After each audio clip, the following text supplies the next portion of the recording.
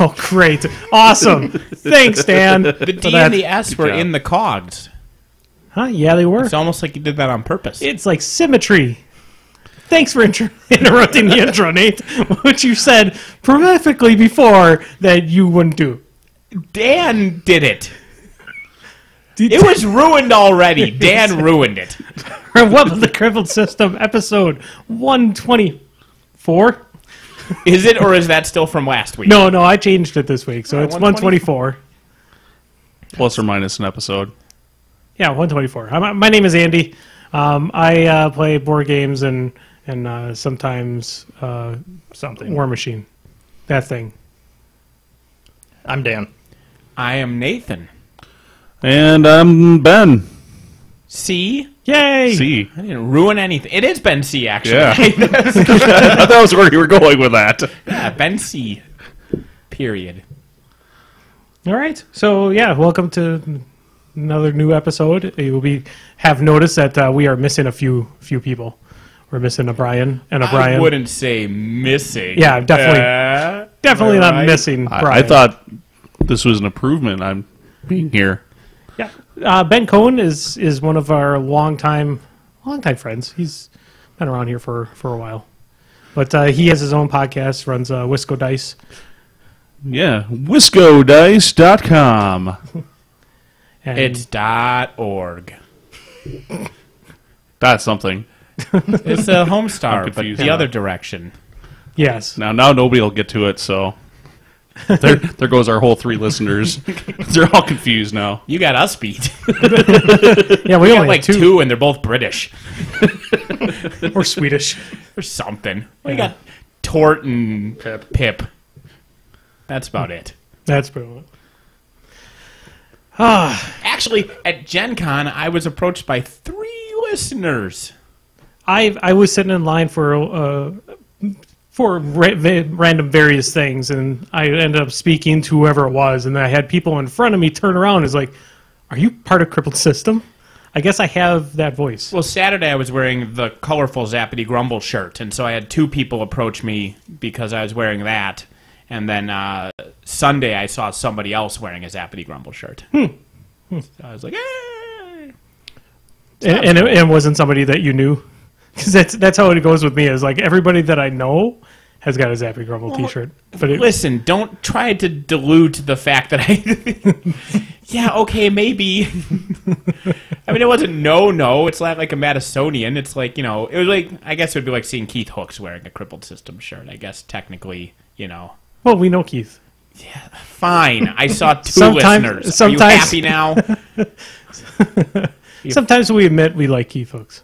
I have never admitted that. Oh, you've never have? I honestly have not either. I've admitted that he has beautiful children, but He I don't has know how. Yes. It's his, not Twitter. What's that other thing? Facebook. His Facebook feed is all just pictures of his family, and they're, they look like they're generic photos that are in your wallet when you buy it. Yeah. So I guess we have to go to announcements. Usually Brian does all the driving on this podcast. Announcements. There's a tournament in Milwaukee on Saturday. Yeah, I'm not going. I will be. You are? Yep. Yeah, I had to back out. I'm mostly doing it so I can get out of working, so. Oh, well, that works. Well, there's a board game day in Madison on Saturday. Yep. True. I'm going to that. Me too. Because it's awesome. And I've got a longtime friend there. Yep. Also, there's a 6-pack event on the 22nd. Thank you. The standard 50-point 2-less steamroller. Correct? Then there's another 6-pack event on September 12th, which is an Escalation League event, or Escalation event. Yep, I will be running that. What is it? 15, 25, 35, 50, 75? Yes. So it's going to be a lot of rounds, but it will go by fast. The beautiful thing about that point structure is that if you want a Colossal, it either has to be in your 15-point list or you don't get it until 75. Correct. Correct, yep. And either of those is hilarious. I mean, the adding it when you get to go in from 50 to 75 is less funny than the fact that if you want it at 35 or 50, you have to start with it.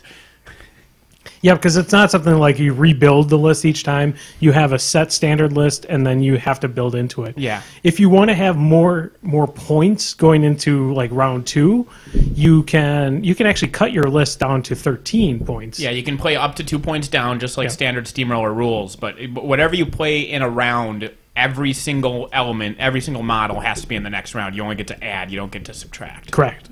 Yeah, and you don't get to lower down like unit sizes or anything like that. You can only increase them. Yep, correct. Can you actually add? You could probably add more like unit attachments. Yeah, you can go min-max, from min to max, and you can add a UA. You just can't go down. Correct. Basically, you write your list in ink, and then you can add stuff to it. Sure. There's no erasers. We'll have the sheets for those up fairly quick. Those Brian asked me to make them. They'll be up this week. That sounds messy, but What? the Sheets? sheet for that one. It shouldn't be too bad because you can have the list and you can just like have a bold line and then you just add what you're adding for the next part. Yeah. It's You know. actually going to be pretty. Because you can even note just simple. increase unit to max and then write the number of points difference as a thing.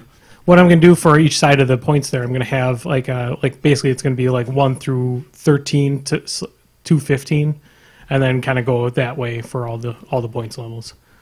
Yeah. So actually, I mean, you don't have to go to 25 points. You can go to 23 if you want to add something bigger at 35, et cetera, et cetera.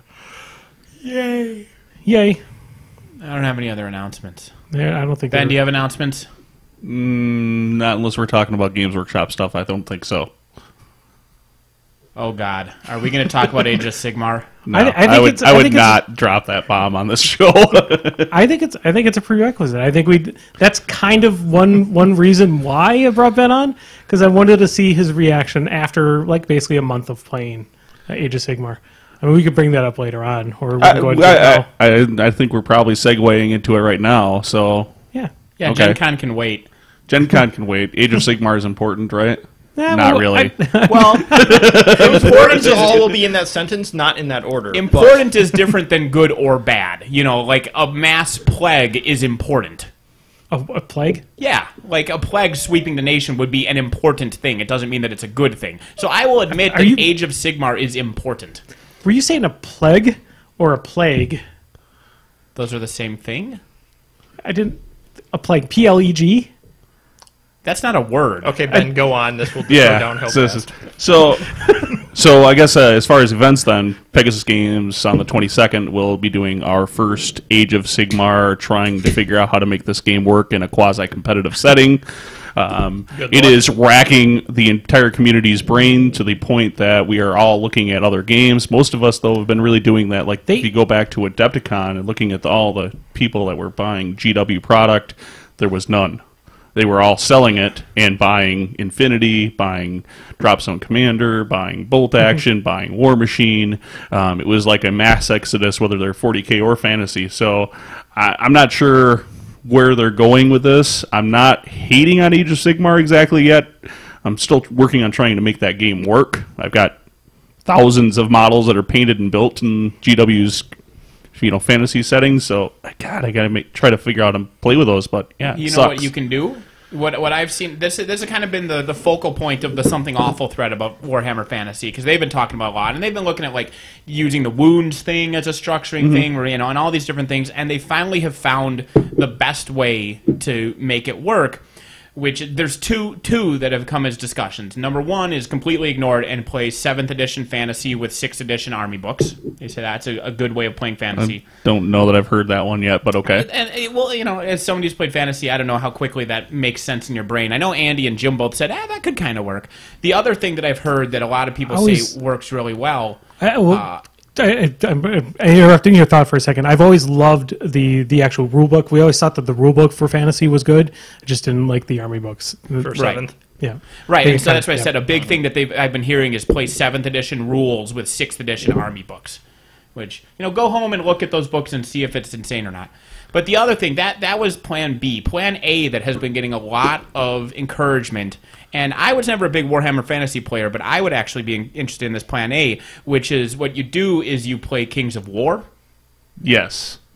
Mantic has The end. definitely coming out with 2nd edition Kings of War, and apparently I think Ronnie has said even to the point that there are going to be additional lists now Oh, yeah, they just for released Skaven. some of the GW armies that aren't into the Mantica world. Don't you mean like vermine or something? What?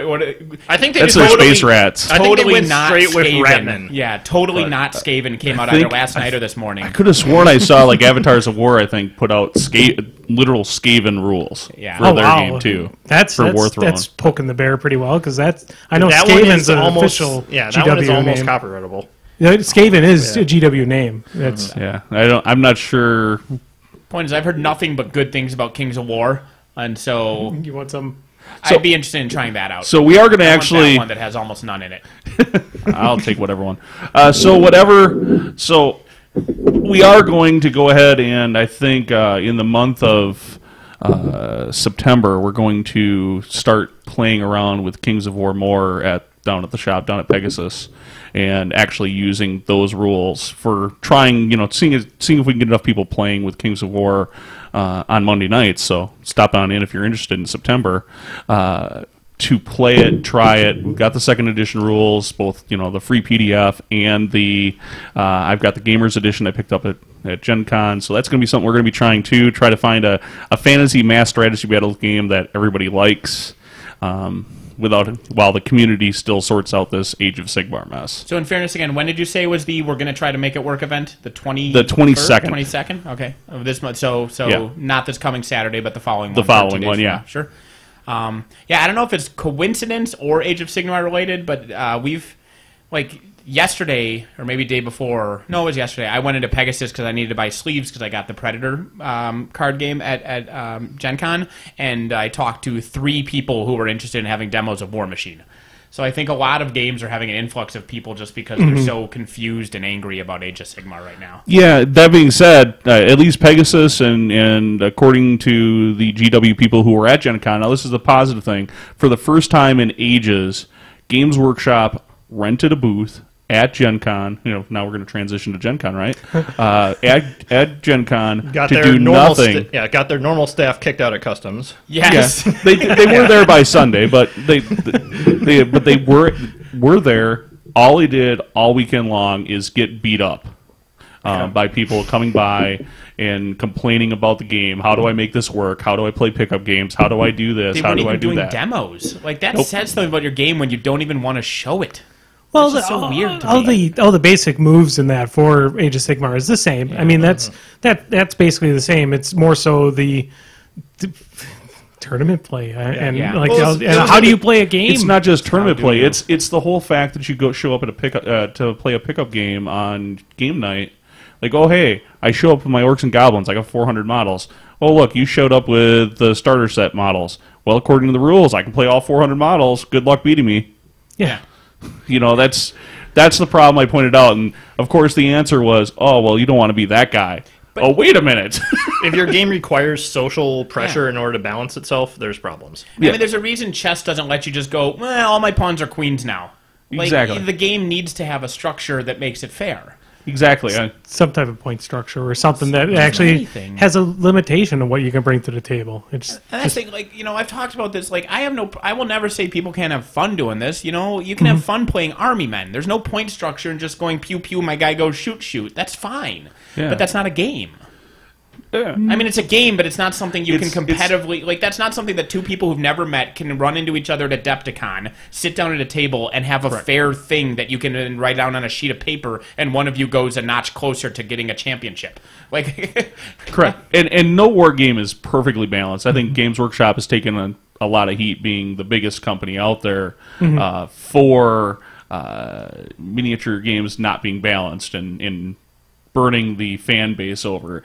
But at the same time, I'm also seeing more new faces come into the store than I have in the last year, wanting to play this Age of Sigmar game, at least wanting to try it, wanting to ask questions, wanting to not the balance questions. They're not, at that point, if they've made that much of a decision to like show up on Monday night and push some models around, it's more on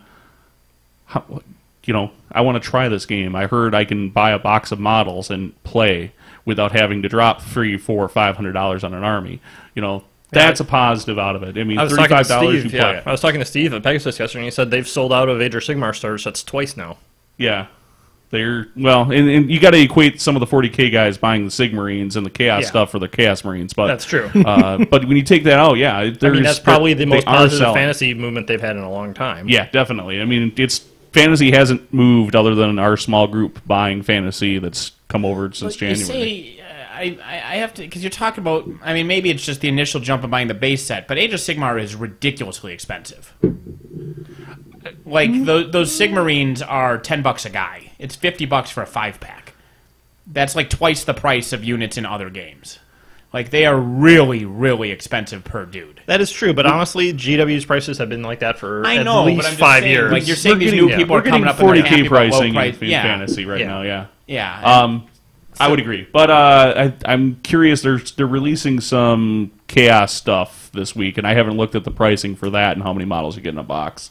So we'll see. I think they're like Khorne Blood Bleeders. The Blood Reavers, I think they are. Yeah, Khorne. They're basically old Khorne Marauders, is what they are. Lord but Blood new Gore, models. the Blood Blooder. Yeah, Blood, and Skull, go, go, go. Teenage boys, bye, bye, bye. I was looking at the special rules for they've got an upcoming event. I forget what it's called, but one of their official events. And this is so weird to me because they said that the goofy meta rules were only going to be on some stuff and they weren't going to do it going forward. And that was just an entry thing. And now they're having the meta rules at this upcoming event. Like one of them was you got rerolls if your model had green on it or you had a live flower with you. They took the flower one off.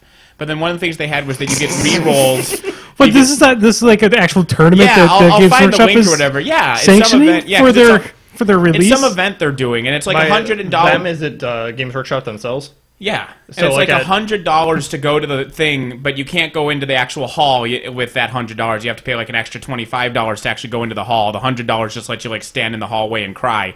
But the thing, one of the other things was that if you had skulls on your model, you got like rerolls, and I'm like, is it possible to not have a skull on a Games Workshop model? I think the High Elves don't have skulls.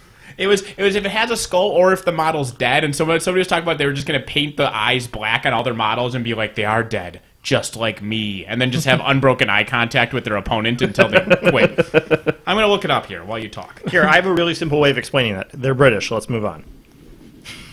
Yeah, but there's other really good games from Britain. So that's true. I mean, Drop Zone Commander, which does suffer from traditional British game syndrome. They don't have an index, and their rulebook is really hard to parse through. In their defense, it was one guy that designed all the models, did all the pictures, wrote the rulebook. That's true, but like I said, I've yet to see a British game that actually has an index in their rulebook. I mean, these are the people who play cricket, so let's be fair here. Or rugby. The best part about this is... I like the action in rugby. It's fine. Do you just really understand what's all going on? I actually do, but that's because I, know people who actually play rugby. So I'm cheating here. Yeah, you're cheating there. But I know that it's probably almost the same thing with like American football as well, trying to figure out what that's going on. Like when I was young, I had no idea what was going on.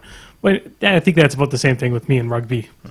The best part of the discussion, I know there's at least one British person watching us live. So, so in about 5 minutes, they're going to be angry.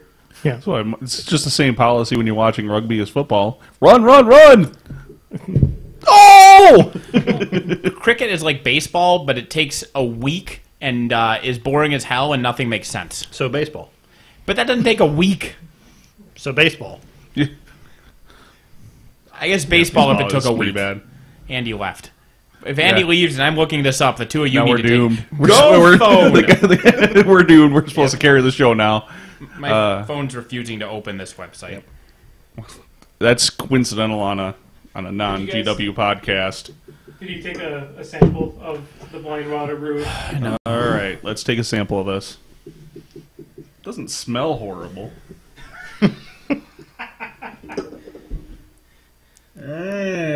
I totally tasted that, and it's a thing. You did not drink any. Drink some. Go buy some now. Regret your life later. Oh, you like it? No. So, like the initial taste is okay, but then this is bad for. It's like the aftertaste is not that great. If this was really cold, I might actually drink it. But oh, it was cold. Whoever frozen. Oh, like frozen cold. like a can of popsicle? You were just licking it? I mean, it can still be liquid, but if it's cold enough, you stop tasting some of the subtle parts of it, and then There's too much hops into it. I think it's too much hops. It's because I've had really hoppy IPAs and I've liked them. It's the hops that they used just gives you that bad taste. Well, it is made from the swamps of the blind water. As well. That is probably the swamp water that they use to make this is probably it says it's a fail. Pilsner malt, Belma, and they're using too many big beer words in that. Azaka hops and Belgian yeast. You don't use Belgian yeast in IPAs. That's their mistake. Well, most of the time it's really just a recanning of whatever brew is at the Ram. So I think what this would be good for is if you used it for like beer brats. That I think this would work for. I got a can left. See, beer brats. There you go. Don't have to give it to the drain. To be perfectly honest, the best brew that I use for my beer brats, I love Coors. Coors beer brats are amazing. I don't think I've bought a Coors since I was 20. I didn't buy beer when I was under 21. No, that wasn't by me. Well, considering how old you are, it might have been the time when you could have. This is at Warhammer World. I found it. Warhammer World. So this is actually at GW headquarters. Age of Sigmar campaign weekend, the Battle for the Realm Gates. It's September 19th and 20th. It's some big event, and you can buy tickets, and they cost money and things. And then, how much were they? I'll go into that afterwards. But stuff like let's see. Here's some special abilities going on with your models when you're there. Remember the meta rules that they weren't going to have going forward. Once per turn, you may restore a lost wound to a model if it has the color green somewhere on it. It used to have, or if you currently have a live flower on your person, but they got rid of that. Now we can make fun of stuff like that, but like in 40K, GW had like orcs. If you painted your vehicles red, they went faster, and that was like a legitimate rule once upon a time for 15 years. Yeah. So it's this wave. I mean, there's now like tons of fancy, freaky, weird rules that make you do things like dance that we really don't want to see. Well, okay, we want to see drunk gamers do. Call your opponent's mother a whore. I do not want to do that. I can't believe that's in there. Although they are British. What's that Chaos Lord that has that rule? Wolfric? Yeah, the guy who used to be awesome. But hey, he has a rule. Yeah, it's insult your opponent, and in the rules it says be as vulgar and offensive as possible. That's specifically spelled out. Impressive for Brits. If they react, you get a reroll. So not only is it carte blanche to just say, your mother is a filthy prostitute, but you then have to call a judge over to verify whether or not you offended your opponent enough. Anyway, so I always said we should answer rules discussions in the parking lot. So. Every model in your army with a skull or dead body on it may charge an extra inch. So all models charge an extra inch is what that boils down to. We're in agreement there. Yeah, but if you play this, you're never charging more than 3 inches away, just about. Thing is, though, you could have your high elves. You could put skulls on the bases. If you own a pet and have a photograph of it, or any animal, once per game choose a unit, it may add +1 to its wounds rolls this turn as they are overcome with feral anger.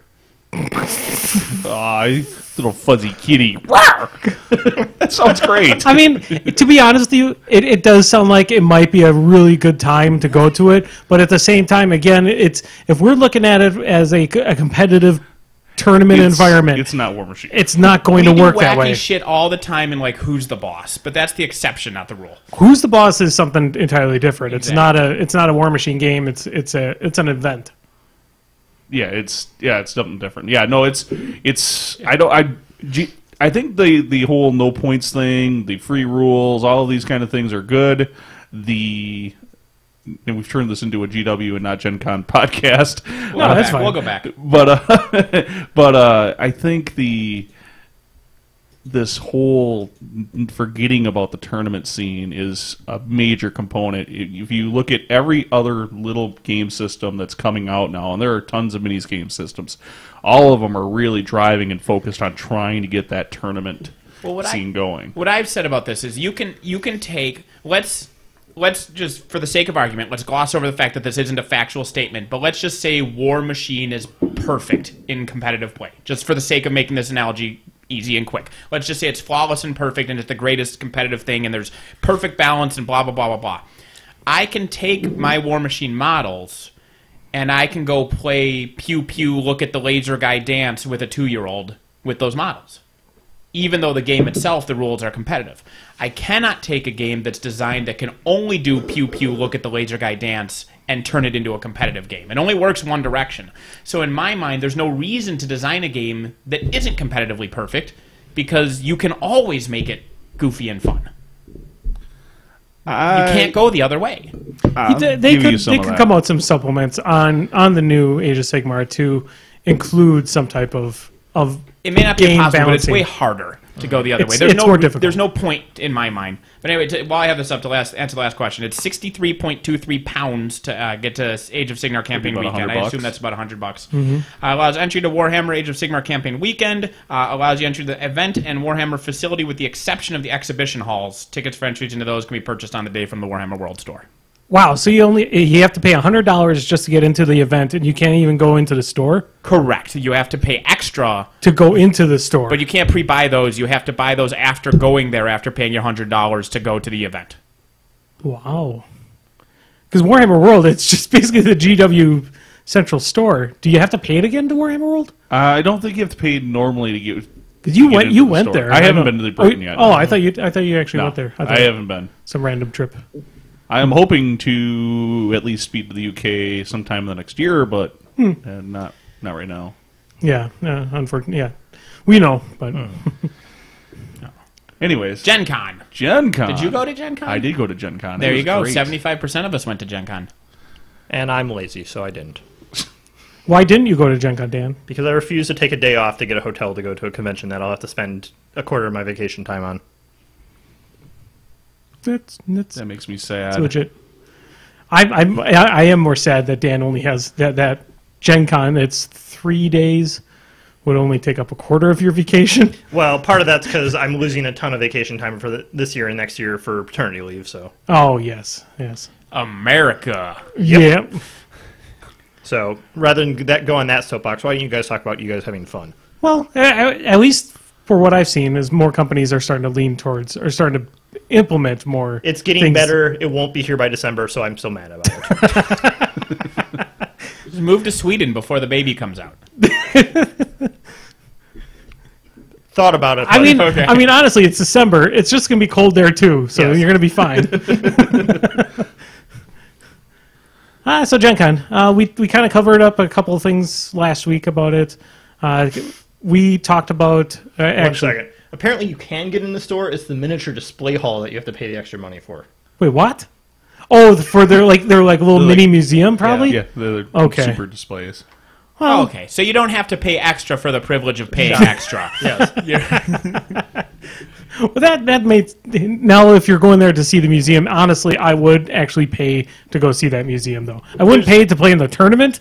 I just go pay to go into the museum because they have some of those displays some are ridiculous. Just beautiful looking models, like some of the old Mike McVeigh. Like the one that really sticks out in my head is his Green Knight. I'm sure that's in there. It's got to be in there. If it isn't, I'm rioting. Fair. Rabble. Gen Con. Rabble, Gen Con. So we had talked about it a little bit last week, as in Brian, other Brian, and myself. I like it's unclear which Brian is other Brian, so neither of them can be mad. That is true. I like Brian more than Brian, I think. I What definitely about other Brian? He's okay. I definitely like Brian more than Brian as well. Yeah. I think that's a consensus here. Ben doesn't all like Brian more than I don't Brian. think Ben even knows other Brian. Probably not. But he likes Brian more. Now you're denoting which other Brian is other Brian. At least in Ben's eyes, you know which other Brian is other Brian. But he's not sure which Brian I mean, though. Well, if he knows one of the Brians, then he knows that the Brian he doesn't know isn't the Brian he knows. Oh. But you still like Brian. Yes. Good. Maybe. But what about I'm Brian? confused. I'm not sure. I don't know who Maybe we're talking about is the anymore. correct answer, You've confused so. me entirely. Like I said, maybe was the correct answer. So Gen Con. I'll go because mine was the shortest because I didn't go for several days. I wasn't going to go to Gen Con, and then on Wednesday before Gen Con, I've said Gen Con several times. That's Gen a Con. drinking game. Gen Con, take a shot. Do I have to? No. Here, this is... Don't get that. There is a special... Wait a minute here. There is a special circle in hell for whoever invented IPAs.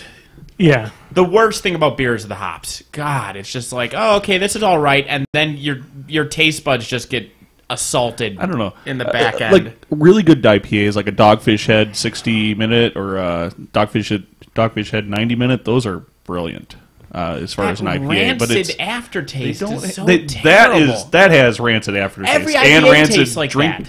No, not go drink a Dogfish Head 60-minute. I'm not going to drink something that has fish head in its name. Man, you're missing something brilliant. Fish heads never taste good. You eat Chinese food. Don't judge. I eat every Chinese food I eat has chicken in its Internet's name. out there. Tell this guy Dogfish Head 60-minute IPA is All brilliant. our listeners are British. They can't help us. I'll on this stick one. with Guinness. I'll ship and you 2 women and spotted 60-minute cow. IPA. Guinness, 2 women, and spotted cow. That'll get me through. Spotted cow is so boring. It's a very, delicious, very crisp, sad. clean pilsner. It's boring. That's why I don't drink it as often as I drink 2 women or Guinness. Gotta admit, a good Guinness. Served warm, of course. In Ireland. I usually drink a Guinness with an Irish breakfast, which is the breakfast of champions. Well, Because it's like 15 different kinds of meat and then one tiny little tomato slice over in the corner, so it technically has a fruit or vegetable serving. Like, for an Irish thing, it has Irish in its name and it doesn't have potatoes, which is the most counterintuitive thing ever. Well, very possibly. sometimes the Irish didn't have potatoes either. Famously, that is very true. Aw, Black 47. Wah, wah. Oh, Welcome Gen to Con. death. Gen Con. thank God. Let's get off this famine topic. Everyone died, yay! You might have suffered from some famine at Gen Con, though. No, 'cause I it was- annihilated my caloric intake those 3 days. If you could even get in to get served food. I wanted to, yeah. Oh, So my high school buddy said, "Hey Nathan, I got a free pass because one of my friends isn't going." I'm like, "That's cool, but you know, hotels are expensive. Like, you can have half a bed." I said, "Deal." So I talked Gary Fool into also going. So we drove down together Friday night. Which led to some great live tweeting. Yeah, it was good. Like it was his idea, but I was doing Facebook posts with both of our Facebook accounts where we were both yelling at each other about similar things. Like, we both accused each other of farting, and we were both going to kill the other one. now that makes sense. Yeah. 'Cause I saw a lot of those posts. I'm like, this doesn't make sense. Who's going to kill? I don't know. Yeah, but it was simultaneous, which was double fun, he pointed out, because any of his friends that weren't friends with me only saw him wanting to kill me, While and any of driving. my friends that weren't friends with him only saw me wanting to kill him. It was only a select few people that saw both of them. Mm-hmm. But, so we got to we got to Indianapolis just in time. Oh, by the way, we drove through a wind farm. Fuck wind farms. Fuck you, wind farms. You fucking suck. Why aren't you nuclear power? But anyway, so we got to Indianapolis, and, well, we just drove through shitloads of windmills that weren't turning. Oh, And they all had blinky red lights on the blades, which meant that they were actively giving us negative energy. Thanks, wind farms, you fucking lies. They're all lies. Isn't there also like a nuclear power plant you drive by too, though? Not that I saw. Every wind farm should just be a nuclear power plant, and then we'd all have infinite free power, and it'd be great. Long story short, we got to Indianapolis, and we got there just as a One Direction concert was getting out. So, just boom, right in the middle of town, shitloads of cars. Friday night? Oh, that does. Yeah, that was Friday night. Okay. yeah. There was a One Direction thing, and I think there was something. Oh, there was a baseball game downtown There too. was a that got baseball out. game. We drove through Lollapalooza. So we drove through Chicago with Lollapalooza, and then we got to Indianapolis just in time for a baseball game and a One Direction concert to get out. Yeah. So there was dick all for parking, and traffic was the parking. So that was a lot of fun. So, speaking of One Direction, this is a great time. Chili wants to know who got the T-Swift reference wrong so he can call them out. Oh, it was just some friends of a friend. He wouldn't know them. They were, I said, I went to a buddy's house, and we were playing like a charade-style game, and the correct answer was Taylor Swift, and I guessed Tay-Tay, and credit was not given to me. And then when somebody else got it as Taylor Swift, and I insisted that I had guessed Taylor Swift, they said, no, you said Tay-Tay, and nobody calls her that, and I about blew my lid. Because all us true fans call her Tay-Tay all the time. Tay-Tay makes me go, hey, hey. Anyway, Oh, so we get there Friday night. Hey. We got there Friday night. We played board game or whatever. Fuck all. And I said, I don't even think I did anything. Long story short, I bought the Predator deck building game, Legendary. I bought Strife because Will Pagani made me buy Strife. I went down to the Gen Con booth. I talked to Tim, the Enchanter, the judge. He was nice, and then some guy yelled at me for a while, and then I talked to Tim some more. No, it's some random guy, because we were having that Age of Sigmar discussion, and we were talking about the game, and I was saying, you know, blah, blah, blah, this and everything. And then, as I was kind of expecting, a guy came up and was just like, fuck you, you fucking fucker. You can go fuck yourself. Don't you fucking fuck. You don't even know. And I'm like, I don't think I ever said anything bad about you, so you're just really out of nowhere here. But people like to turn discussions into arguments. It's natural. He was probably drunk because it was Saturday night at 2 in the morning at a convention. So, whatever. We shook hands and made up, and then we played Coup. But anyway, yeah, talked to Tim. Guy yelled at me, talked to Tim. Aggie shook her boobs at me, talked to Tim, played Coup, went to sleep. And then Sunday, I bought Strife. Good times, went home. My Gen Con was not very eventful now that I say it out loud. I did nothing but play some board games and wander the halls. I tried to find the Conan booth. They said they were by Asmodee. I could not find them. I think they were liars. I don't remember the Conan booth at all. I found the Conan Rise of Monsters, which is going to be a miniatures game. Sure. Which is kind of cool. The coolest thing about Conan Rise of Monsters is the acronym. CROM. I wonder how long they tried to think of a title that would acronym to CROM. Oh, that spells Crom. No, I did that on purpose. That was my Gen Con. Grom. My Gen Con was basically, I did demos for Undercity for pretty much the entire con. That was part of my Gen Con too, is Andy tried to talk me into playing Undercity like 4 times, and I blew him off all 4 times. Yeah, fuck you. I felt a little bad about it. I was going to tell you to bring Undercity next Saturday, because I'll play it. I'll have it next Saturday. I mean, this Saturday. This Saturday? Yeah, because next Saturday is the 6-pack. This Saturday is the gaming. Correct. That's why when we were downstairs talking about the event, and I said next Saturday, specifically hoping I would set you off. No, obvious troll is obvious. Okay, all right. Because I knew, because you looked right at me and you went, next Saturday? I'm like, I'm on to you. Why did you tell that story again about? We never heard it on the podcast. We were going to tell a story. There was some other story. Oh, you were going to talk about the movie. Oh, yes.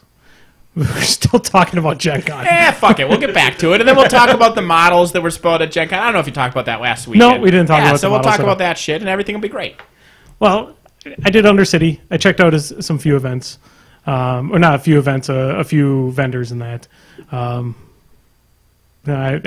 Showing... Now I'm lost. I'm confused because there's chats going on. But anyway, so this weekend, starting I believe on Wednesday when the first reviews of it came out, I decided that I was going to run a new movie pain train, and so I sent out a tentative feeler out to Nathan and a tentative feeler out to our other participant Jeff, who's usually on our movie pain trains, about going to go see a movie on Saturday morning. The problem is, though, is on Wednesday when I looked it up, the movie was currently at 20%. That's pretty high, actually. It was actually pretty high. That's almost where the 2004 version was. Yes. So I thought, I guess this is potentially doable. You know, they held on the reviews. They had an embargo on the reviews until closer to the release date. And then by Friday night, the movie slowly dwindled down to, I think it's currently 9% on Rotten Tomatoes. I'm checking it up. Yeah. And at that point, I felt disheartened. I was like, oh, this is going to be very painful. I still haven't mentioned what movie we're seeing yet. 9%, 25% for audience. Yes, awesome. So then I sent another text to Nate about it, and then Nate sent a text back to me and says, I'm working. I'm like, well, what? You're working?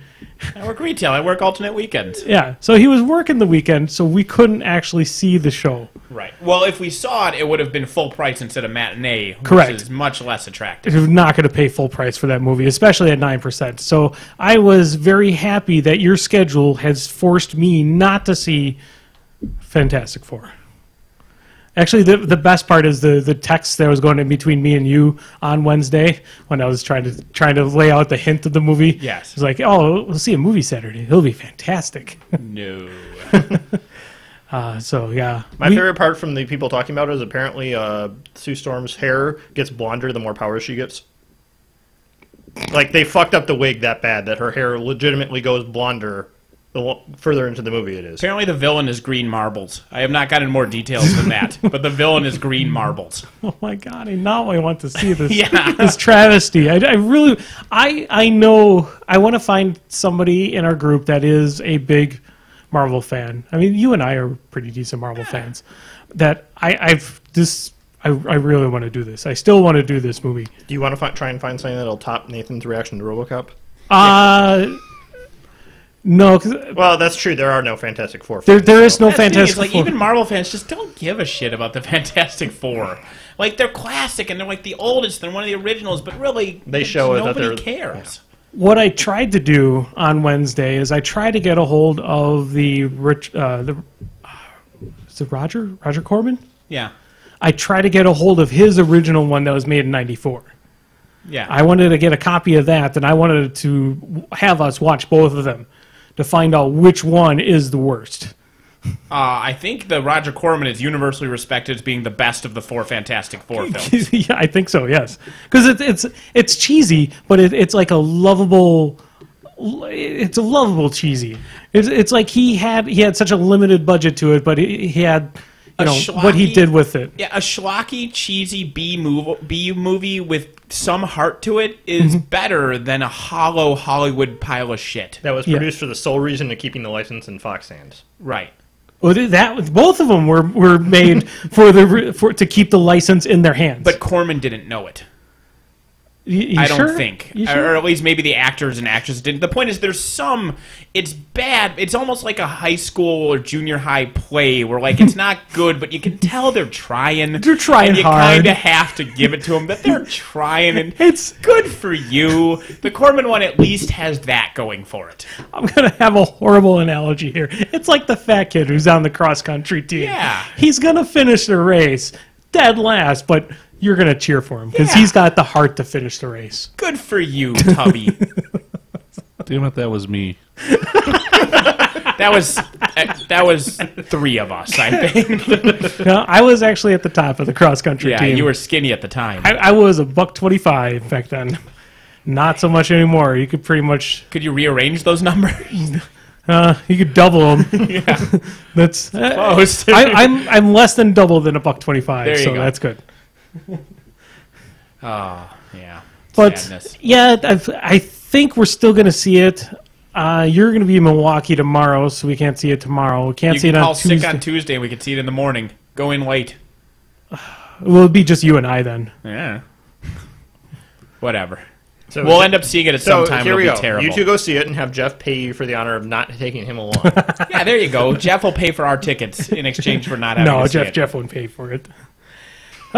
So that was a plan. It was going to be a nice movie pain train, but not so much. That reminds me of the story that you didn't let me tell with this words talk anecdote. So sometimes things don't work and you don't know why they don't work. Like, for example, you have headphones and you have them plugged into your computer and nobody can hear you through the microphone. And you're like, that should work. And you check in Skype and it's like, your microphone's working fine, but nothing's coming through. And you check in the control panel. It's like, your microphone's working fine and that's coming through. So there's 2 ways to deal with something that doesn't work and you don't know why. Way 1 is figure out why it doesn't work and solve that problem. Way 2 is make it not work in a way that you know why it doesn't work now. So now I have a microphone that still doesn't work, but if somebody's like, why doesn't your microphone work? I don't have to say, I don't know. I can say it's in 17 different pieces and I smashed it with a hammer and now it doesn't work. So that's a pro tip. You can solve the situation. Yeah, Thank you for at tuning least into Nathan Does Esports. Yeah. yeah. So you can at least have a reason behind things not working anymore. Now I know why it doesn't work. It doesn't bug me anymore. Okay. Poor Chris. Yeah. Well, he didn't want to play with me anyway. So Gen Con, Ben. Come on, man. Get with the program. It's your turn to talk about Gen Con. It's my turn now. Okay. Gen Con, we went down, I guess this time, the longest I've been down to Gen Con since it was in Wisconsin, I think. So we, the group I go with went down on Thursday. We did the big True Dungeon kind of thing this year. We did both events, both puzzle orientated. How was the sign up for that? I heard that they moved the sign up for True Dungeon completely off Gen Con's schedule. Correct. And But I didn't buy any tickets, so I don't know. oh, okay. But our kind of our group leaders, kind of the people that are organized our trip, pretty much they took care of buying the tickets. We just had to pay them. So Okay. thank you, Mr. Jason and Sean. They did a great job of buying our tickets. I had a great time. But we had a group of like 10 folks actually. So it was like both of our time slots was all our party, nobody else outside. And there were a few first timers. I got to say, from True Dungeon back when, like, I remember when it kind of started up, and it wasn't the coolest thing at Gen Con to what it is now. It was really it's my second year doing it. Sure. It was really cool. I did both the Sable and the Into the Underdark events, and there was both of them were really cool. It was really cool getting some of the actors, volunteer actors that were doing some of the parts, the drow, I think there was some kind of snake beast. They were really cool. They took heckling really well because we heckled them pretty hard and didn't get very upset. I think there was one drow that was a little too touchy-feely with some of our group, made them feel a little uncomfortable, but that's okay too, I guess, in the great scheme of things. Maybe she was a thief. I'm not sure that was what she was stealing. Oh. Not on me though. I Maybe wouldn't she have was a complained. sexual predator. That would be more likely. It sounds like a Denzian of I was of sick the of Underdark. subtlety, so I was like, let's just go right out there. Oh, okay. But I just kind of keep this short and sweet for purposes of you guys out there. Biggest things besides True Dungeon that I thought I did or saw was the game Code Words. Yeah. That game, tons of fun. You know how you know it's an amazing game? You look on the box, you look at the top, and it says Vlada Shavato, and you That go, is this true. game is a fucking masterpiece. Pretty much. Because that's a 100% true logical leap. What That other is- what other games does he do? Dungeon Lords. Dungeon Lords, Galaxy Trucker, Space Alert, Okay. Mage Yep. Knight. Okay, Mage Knight, probably not Pictomania? so much, but Mage Knight's fucking amazing if you play co-op. maybe. As long as you don't get stuck in the, okay, it's now an hour and I haven't had a turn. Yeah, so you have to... It is a game that people need to not take 15 hours taking their turn. Well, you can't play with people who do analysis paralysis. People need to just play the damn game. Which is almost inevitable that you're going to have one person. Yeah, that so does. depends on the group. Mage Knight can grind to a halt. I'll grant you that. Yep. Sheriff of Nottingham, of course, that's always fun. I actually ended up playing in the there's a trick-taking game called Diamonds. So if you're looking for something maybe to get your parents or something into, that's a really cool game. I actually played in the Diamonds tournament, just kind of last-minute decision. They're like, oh, hey, I got an extra ticket. I'm like, okay, I'll play. I made it all the way to the semifinal, so pretty close to getting myself a $500 shopping spree at Stronghold Games, so that was pretty cool. And then I picked up the game. Oh, crud! Now I lost them. It's a weird The game title. BSG. What's the BSG? Oh, the one that was short game? BSG Express, Yeah, but they BSG changed its Express. name. Dark Skies, Dark Moon. Dark Moon. It is. Is it Dark Moon? Okay. So I picked that up. We didn't actually get a chance to play it yet, but it looks brilliant. I love BSG. Like, there's nothing better than calling people fracking toasters for 4 hours. But this is going to be able to get it so I can play it in a game night. Have you heard the greatest BSG game that we've had? Well, No, there might probably be two not. of these. One which was great, which was that it was a 5-player game. I took my turn. It got us to the midway point where you get a second card. I got a card, and it made me a Cylon. The humans won before I got another turn. They literally terrible. went enough distance and the additional jump in 4-player turns. So last game of BSG I played, we do this event called Cabin Con. A bunch of us run out to this cabin, and on Saturday morning we play BSG. And literally the table, we're like about 3/4 of the way through the game. We have 6 players playing. There's 3 human players in a row, and then 3 Cylon players in a row.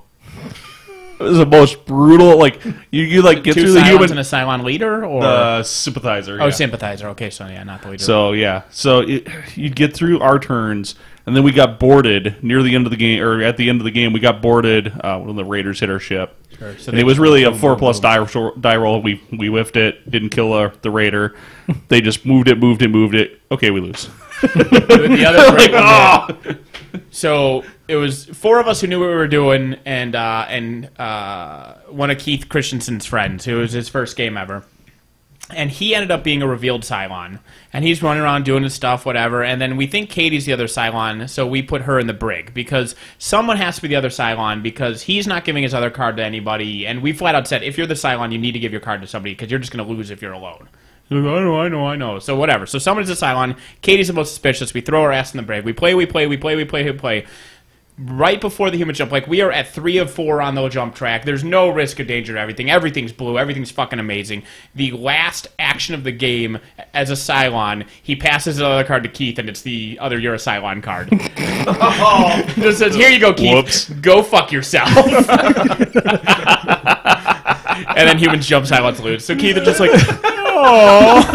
I think it was the first time the humans have won as well. It might have been. It was glorious to watch Keith just get boned for no reason, because we had told that guy 100 times. Like, oh, it was great. Fuck you, Keith. Who's Love that game. very close, very, very close to moving back. Yeah, I heard Yep. back up and running in 2 to 3 weeks. Yeah, right now they're 2 weeks in to search for apartments and housing and that, and then Yeah, which is cool. Then here permanently. And then unfortunately, Muse records on Sundays. And He's Skyping into them. he's Skyping in. Well, fuck that. He'll just Yeah. come over to us eventually. Yeah, he should just join us. Yeah. I told him he could Skype in and be on our podcast at the same time. That'll work.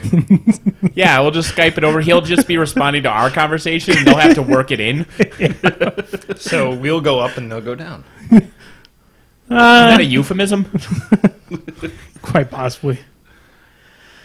Gen Con. Yeah. Con, You what were else? still talking. I think I kind of wrapped it up, but I would Okay. note the other thing that I thought was really cool was getting to see if you're fans of Drop Zone Commander at all, getting to meet Dave, who's the creator of that game, basically the guy that's the sole visionary and happened to realize it was too much work and got a sales guy for his first employee. But I got to meet him, and then getting to see their new game that some of the models are coming out for that, which is the Drop Fleet Commander, which hopefully, if you're a fan of that old Battlefleet Gothic game, is hopefully going to kind of fill that niche, because there's really not a good, in my opinion, there's not a good miniatures game that fits that, space, ship, battle. One kinda could say game. Armada is kind of getting closer to that. It is, but I've heard a lot of grumble about it not being as fun as it should be, so It's I've not not bought it. It's not spaceships, but what's the one with like the Prussians and then like Oh, the you're Atlantis talking guys? Dystopian Wars. Dystopian Yeah, the Wars. Spartan Games ones. Well, I've heard that's a really fun game, but I'm just not turned on. Just I my know same they're thing not that Warjacks spaceships, but- don't turn me on. It's the problem that with the direction. Spartan game system is, number one, exploding 9/6s can get really frustrating. If you have someone who gets hot, they get super hot. But then the other problem is Spartan Games keeps shooting themselves in the foot by either rapidly releasing stuff so quickly that you can't keep up, or not touching a game for a year. So it's really hard as a player to stay engaged, because either you're buying new models and downloading new rules every 2 weeks for your stuff, or you don't get anything for 18 months. Fair enough.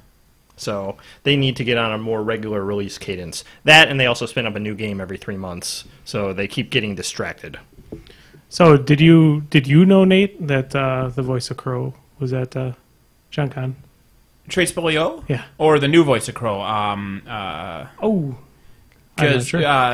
Kevin Murphy, or no, Kevin Murphy was I Bill believe- Corbett. Because Trace Bolio, who was Dr. Forrester, played Crow for the first 4 or 5 seasons during the Joel years, and then he left, and Bill Corbett did Crow after that. It's probably him. I Okay. think it was him. Let me. Which is fine, because he's one of the Rift Tracks guys.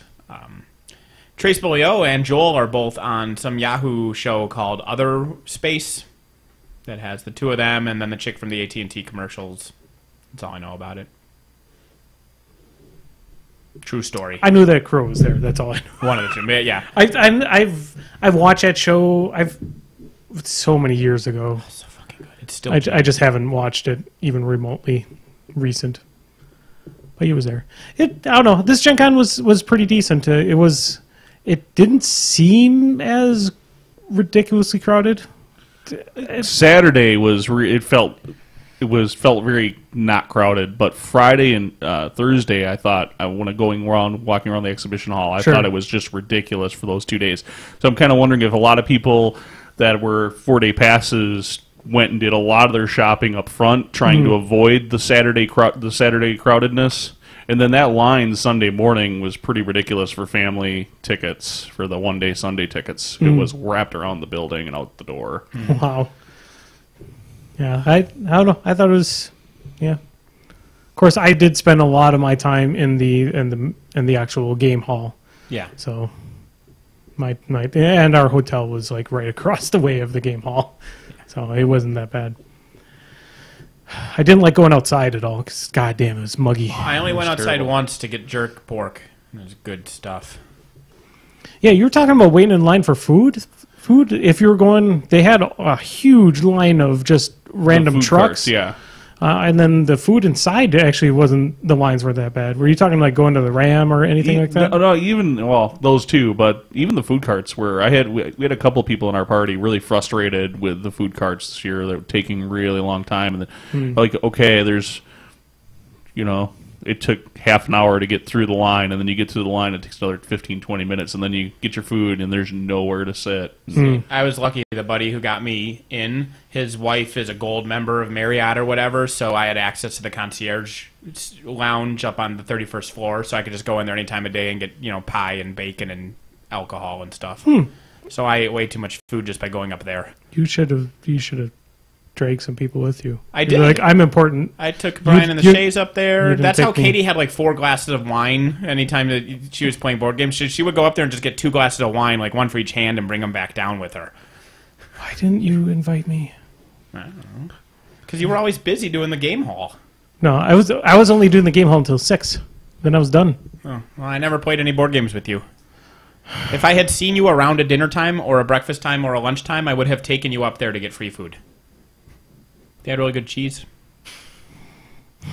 And some pie. It's not helping. Bacon and eggs. You want some more blind water brew? Yeah. Fish head flavored. I'm telling you, it's good stuff. To be honest with you, it's not bad as a sipping drink because after a while you forget how bad it tastes, and you have another sip, and you're like, oh yeah, now I remember. And then So it's the candy corn of beers? candy corn's so good though. If there was candy corn beer, I would drink that. Oh, I'm sure there is. I'm 100% sure there's. It's got to be a Jones flavor. And no, but it's made in like different. Was it viscosity? Yeah. So it actually separates itself. That would be great. You only think candy corn's good because you haven't had it recently. Because candy corn's that way. You're like, candy corn must be good. And then you eat a piece, you're like, why? We have a Fleet Farm down the street. We can go get candy corn whenever we want. Oh, that's terrible. That's fucking candy corn. It's so good. They're not as bad as circus peanuts, I'll grant you that. That's bad. Circus peanuts are bad. How do those... Because that's just one flavor candy corn. No, it's even worse than circus peanuts. Actually- Chocolate-covered circus peanuts. What? That sounds... It's basically edible diabetes. You eat it and you're like, wow, my pancreas just went on strike. You know what's worse than that? Nothing. Not a goddamn thing. Nothing. Chocolate-covered circus peanuts with coconut. That would be pretty much the worst thing. The coconut would... Somebody should make that. Ugh. Next time the Shays have a party, I'm bringing that. Chocolate-covered circus peanuts. Zappity Grumble. All right. So Ben doesn't know this. Dan knows this. This is our You guys got it? I have Facebook. Oh, god damn. Fuck you. This is our random kind of... The lightning round. It's lightning round. It was named that way because Nathan doesn't know how to make lightning sounds. Do you know a better sound for lightning to make than Zappity? Huh? I'm waiting, smart guy. There we go. I think his phone's more important than your conversation. Pretty much. Benoit Van Lee I don't asks. think there's anybody on Unbound, fun, or why are you playing this? And how long would you set a death clock for it? I've never played Unbound because I'm not an idiot. I'm sure it might be fun if you're psychotic. So we should at least sit down and try it sometime, because I tried playing it at Lock and Load. We got through like 2 turns before I basically. It's not like I was quitting it because it was Unbound. I was quitting it because I was going on to a tour to go see Nintendo headquarters. So just for us people that don't know what that is, that's probably none of your 150 listeners. points plus 3 casters plus, and there's extra Gotcha. rules for certain formations. Okay. so it's just a large version. Yeah, it's a huge game, but instead of you take your whole turn and then I take my whole turn like you would if you were just playing a 3-caster game, you basically take turns activating a third of your army. Okay. So there's more, but you're still playing a goddamn 3-caster marathon game. I mean, it still takes forever. Yeah. Gotcha. I'd say the largest one I ever did was Rick and I did a 2-caster 100-point game for a league game just to grind out like 60 points at once. But And that that's- still took like 6 hours. But that's not even an Unbound game. That's just a 2-caster And that was game. about as big as I want to go. In Mark 1, Brian and I played a 3 or 4-caster, like 2,000-point game once, and it was It's hell. it's not as bad. At least when I started it, I would like to play it through full once, but Well, I look at it the same way as when I played 40K looking at Apocalypse. If you get a group of people that you know are going to treat it as the more narrative style game that it is and not hyper cheese it out, you'll be okay. 2, if you plan it in advance so that people don't spend the first hour coming up with their lists and the scenario and all that kind of stuff, you'll be better off because that's another hour of playtime that you have. So, I mean, if you approach it with some care and diligence, it probably is an okay way to blow a Saturday. But I would never want to do anything like, want to play an Unbound game tonight. If you want to play a 4 to 5 hour long 3-caster game, Unbound is actually a really well designed rule set to do that. I would rather play Unbound than just play a 150-point points game. with 3 casters. By far, Yeah. I would rather play it with the Unbound thing, but I would just rather do neither of those. I would rather just play 3 normal games of War Machine. I think the reason why they made it so it was 3 casters there, because if you have super cheesed out casters, you could probably eliminate your opponent's army on just 1 turn, Oh, yeah. just with all of them together. But yeah, and death clock, you technically don't. There's really no way Yeah, you can same. really set a death clock for that. I mean, unless you just did like Just 3 do hours. Just do 10-minute turns. Zappity. Grumble. Robert Drafsky asks, where do you stand in John Christensen's candidate for presidency of War Machine? Zappity. Grumble. Wilhan Pip asks, tips for dating someone whose first language is not English. How good is their English? Yeah. Like, do they have a second language? Well, they said not their first language, so they would imply that English would be maybe a second language. I don't know. How much are you planning on talking to them? Yeah, it depends. More importantly, how much are they interested in your War Machine? Is that a euphemism? That's both That might have definitions. Well, he's British, so this is probably some, like, Frenchy girl who, Frenchy. or German, I don't know. It's gotta be some, it's not, if this was an American, it would probably be Hispanic. Or Canadian. They speak, I guess, For again, mail a order. Frenchy girl. I don't know, you're a nerd. Be happy you're dating anyone. Yeah, actually, yeah. It also depends on how much money it costs. What? Zappity. Oh, Pip, I believe in you.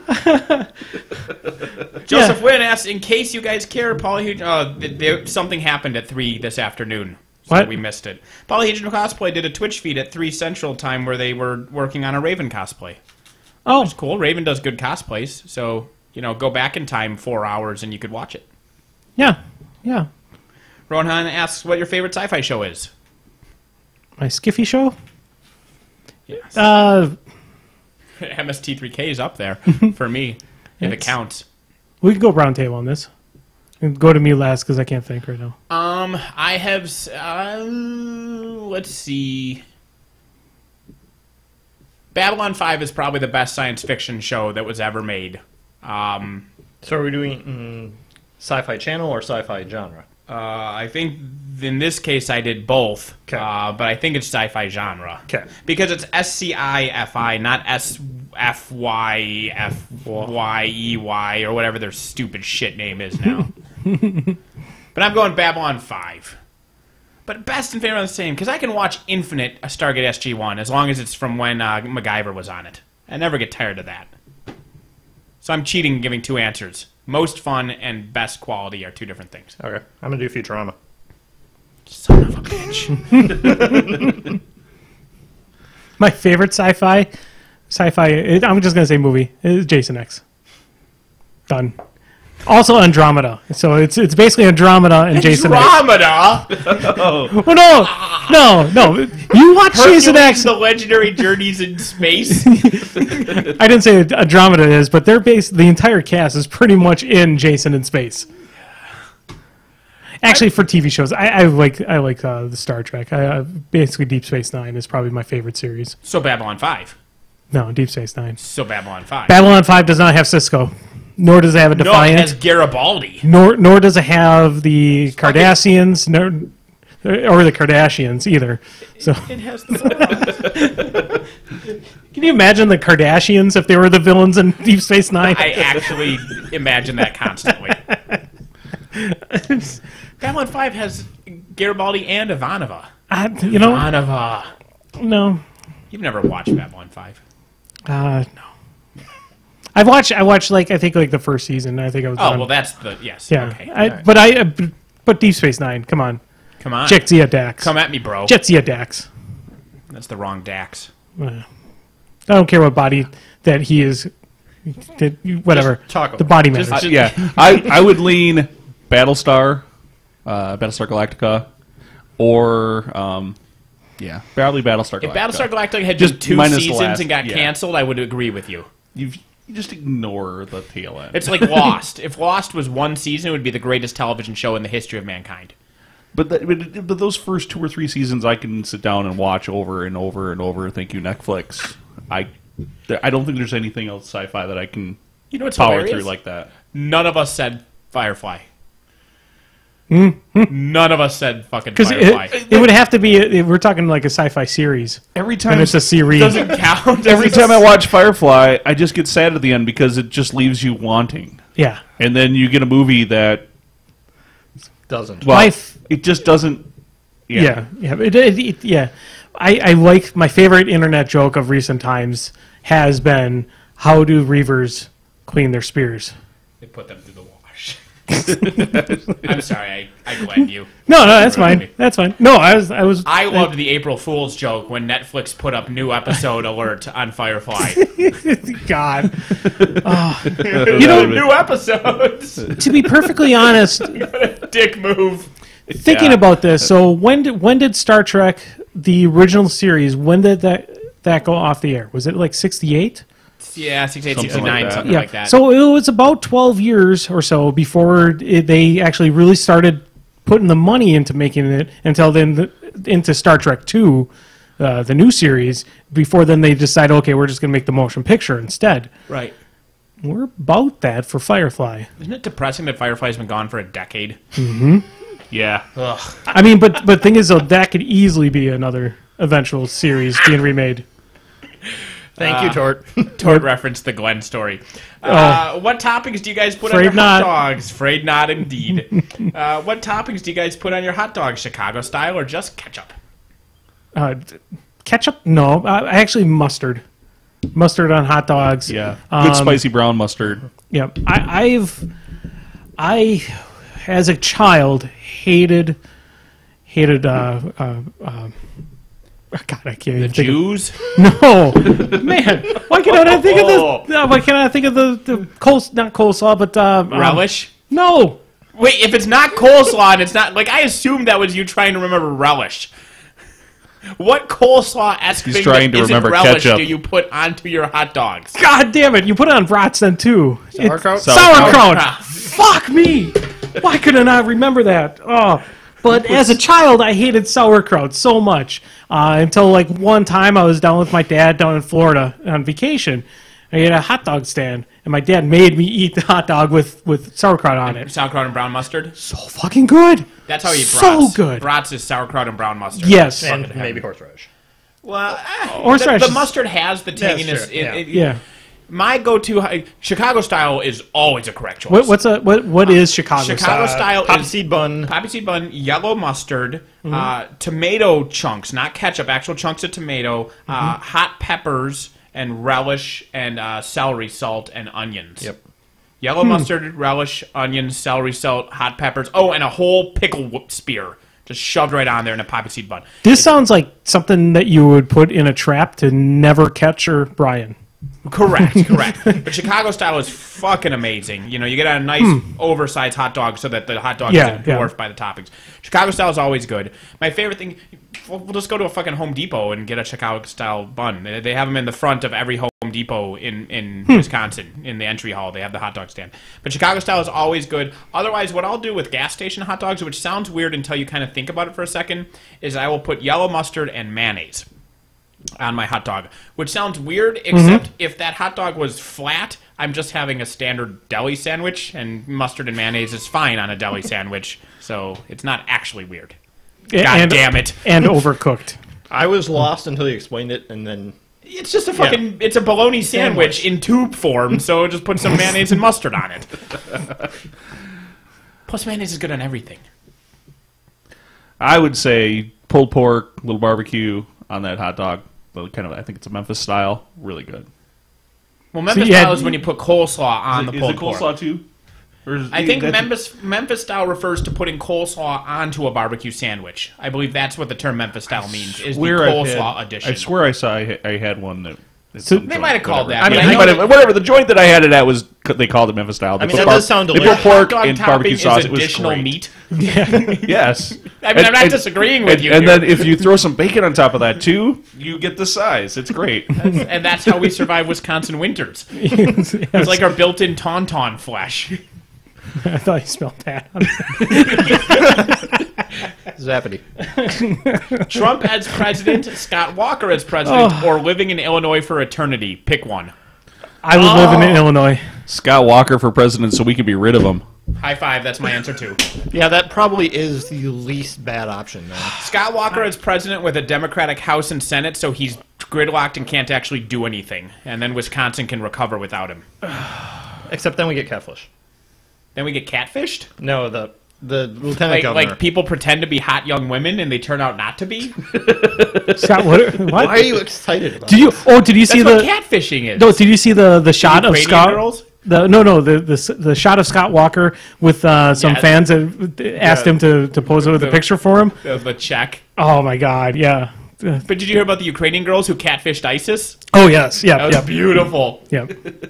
They're not going to see any time for that. Good. Yeah, that's very good. So, I don't know. You said Illinois, we're going Scott Walker. To be, I mean,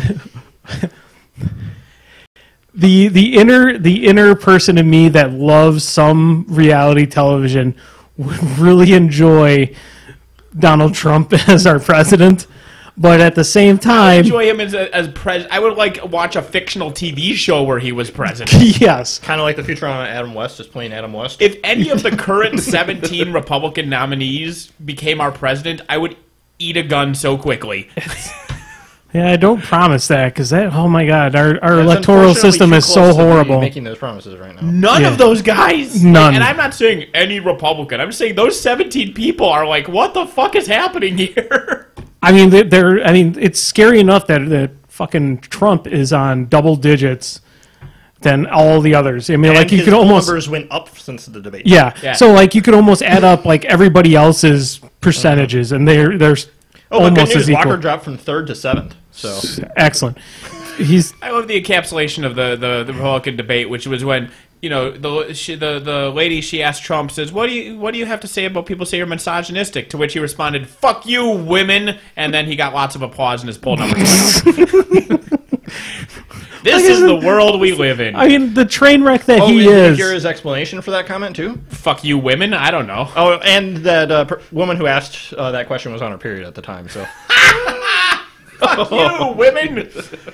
Says President Misogyny. Or the New Yorker headline: Republicans angry that Trump can't back up misogynistic rhetoric with actions. Zappity. It's happening. Nate Grumble. Nobby asks, what's the best way to die to a predator? Talking about all the deaths that happened. Are we talking about in the game? I don't know. Or are we talking about the predators from... Does Chris Hansen have to be involved? Chris Hansen? God. I wanted just one episode where it was actually a predator. Like they have the 12-year-old there, and then just an invisible space monster shows up that really wants to bang at a prepubescent girl. Predator 3, sexual predator. So you saw recently... God. There'd just be such a Get wrong... to the high school!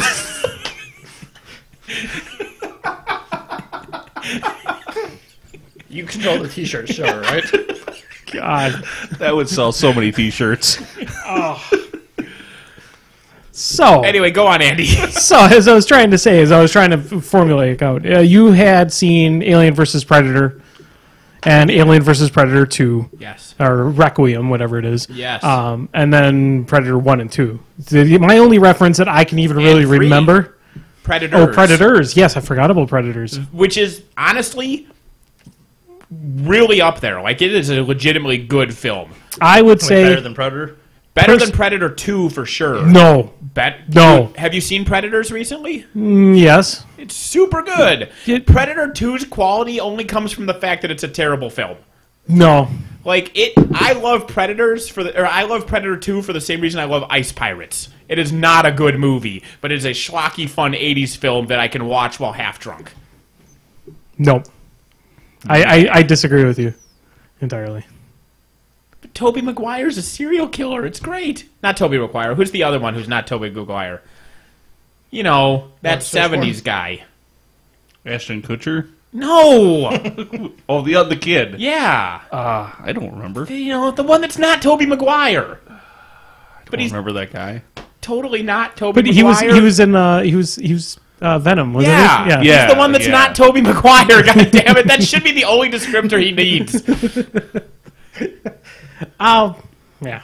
It's kind of like how Steven Dorff, you just describe him as being the guy who's totally not Christian. Blade? No, Christian Slater? Christian Slater. You know, the guy who's not Christian Slater. You go, oh, you mean Well, Steven Dorff? There's a Topher Grace? Topher Grace! Topher Grace is the guy that isn't Tobey Maguire. Yeah. Thank you, Chad. So I would... Yay, Chad. I don't know. Man, I don't like this argument about Predators. Predators is great. Predators is good. I don't think it's better than 2. I like 2 a lot more. Basically, I go 1, 2, Predators, Requiem, and then Aliens vs. Predator 1. I'd go 1, Predators 2. And in all honesty, no, I would definitely go 1, Predators 2. Even taking aside nostalgia, I think 1 is just a better film than Predators. But I would go 1, then Predators, then 2, then Requiem, then the other one. Yeah. Requiem is a much better movie than the first AVP. Oh, good lord, yes. Just leaps and bounds. It has issues with gestation periods, but at the same time, whatever. it. Yeah. It's a fun-filled romp. I love Requiem for the same reason I love Jason 10. Like, Requiem is really Correct. Friday the 13th, part 72, this time Jason's a pred alien. Yes. Like, if that thing's wearing a hockey mask, it's just a Friday the 13th film. He's killing the teenagers, and it's the same fucking thing. The other reason why I like Predator 2 a lot is because it doesn't... like, Arnold is basically a superhero. That's basically what he is. Yeah, Arnold is, I'm big, I'm superhero. He looks like something that could take on a Predator, even though he was horribly humiliated throughout the entire film until the last trap took out the Predator. Yeah.